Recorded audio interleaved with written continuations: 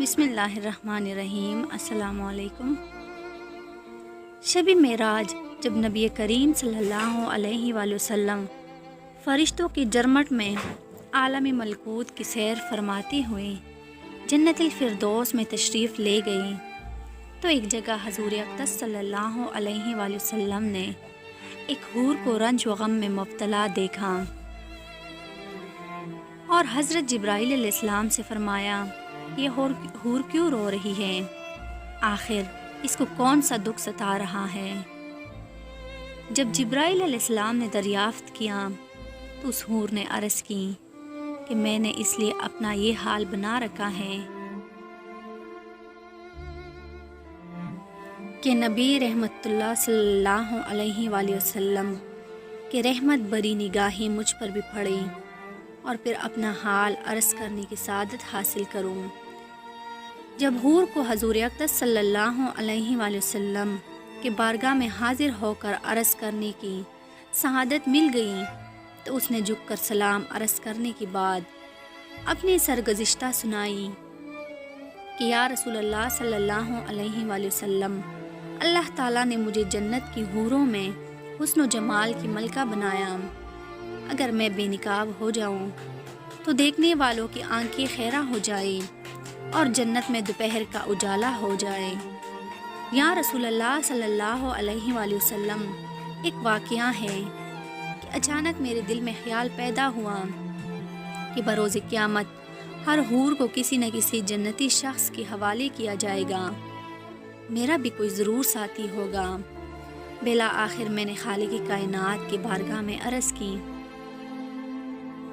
کہ تیرا بے حد احسان ہے، تو نے مجھے حوروں کی ملکہ بنایا ہے۔ اب میری خواہش ہے پوری کر دیں کہ جنت میں میرا ساتھی کون سی ہستی ہوگی۔ رحمتوں کا دریا جوش میں آیا اور میری التجا قبول ہوئی۔ حکم ہوا، سامنے جو آئینہ رکھا ہے اسے ایک نظر دیکھ لو، تیرے ساتھی کی جھلک نظر آ جائے گی۔ یا رسول اللہ صلی اللہ علیہ وآلہ وسلم، جب میں دیوانہ وار آئینے کی طرف دوڑی تاکہ اپنے ساتھی کی جھلک دیکھ سکوں، جوں ہی نگاہ اٹھائی دل پر ایک بجلی اور آرزوؤں کا سارا تصور جل گیا۔ اس وقت سے آج تک بے چین ہوں اور اس غم کی وجہ سے رو رہی ہوں کہ سیاہ فام کے ساتھ میرا کیوں جوڑا بنایا گیا اور میں کس طرح دائمی زندگی اس کے ہمراہ بسر کروں گی، جبکہ اس کا تصور ہی میرے لیے وحشتناک ہے۔ حضور نبی کریم صلی اللہ علیہ وآلہ وسلم نے مسکراتے ہوئے کہا، اپنے ساتھی کا جو سراپا تو نے آئینے میں دیکھا ہے اس کے بارے میں کچھ بیان کروں؟ اس نے عرض کی، سر تپاؤں مجسم سیاہی، موٹے ہونٹ، چوڑے دان، بدھا چہرہ، تنگ و تاریک پیشانی، چھوٹی چھوٹی آنکھیں۔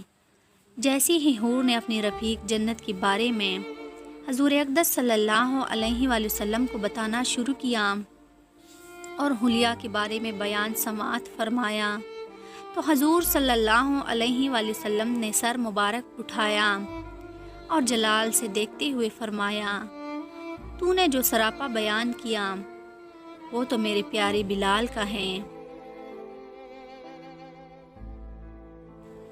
ایک عاشق رسول کا سراپا، ایک وفادار، ایک گوہر نایاب کو پا کر اپنی کم نصیبی کا شکوہ کر کے رو رہی ہے۔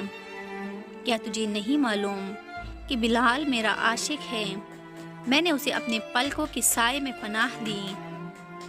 میرا بلال ایسے شان والا ہے کہ بروز قیامت اس کی جسم کی سیاہی حور جنت کے رخساروں پر تل بنا کر تقسیم کر دی جائیں گے۔ وہ ایسا عاشق ہے کہ اس پر عشق ہی کی وجہ سے ہر آسائش نے منہ پھیر لیا ہے۔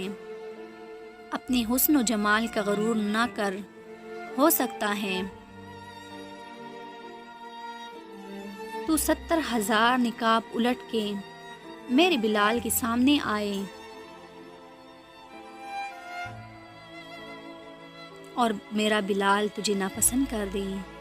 آپ صلی اللہ علیہ وآلہ وسلم کا فرمان سن کر حور اضطرابی شوق کی وجہ سے چیخ اٹھی اور عرض گزار ہوئیں، آپ صلی اللہ علیہ وآلہ وسلم میری معذرت قبول فرمائیے، میرا غم و عالم شکوہ شکایت جاتے رہے ہیں، مجھے وہی بلال پسند ہے۔ میری خوش نصیبی تھی کہ نبی رحمۃ اللہ علیہ صلی اللہ علیہ وآلہ وسلم کا عاشق زار میرے حصہ میں آیا۔